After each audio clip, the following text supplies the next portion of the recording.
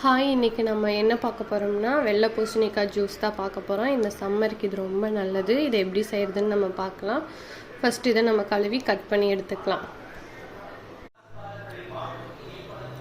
நம்ம இந்த மாதிரி தோல் சீவி அப்புறம் தான் கட் பண்ணோம், இல்லைன்னா கசப்படிக்கும். விதை ரொம்ப முத்துனதாக இருந்தால் விதையை எடுத்துருங்க, பிஞ்சாக இருந்தால் விதையை நம்ம போட்டுக்கலாம், ஒன்றும் தெரியாது.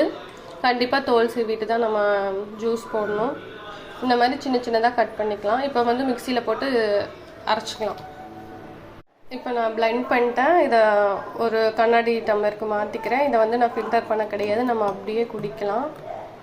ரொம்ப ஹெல்த்தி. இந்த சம்மருக்கு வந்து நம்ம உடம்போட சூட்டை வந்து அப்படியே குறைச்சி விட்டுரும்.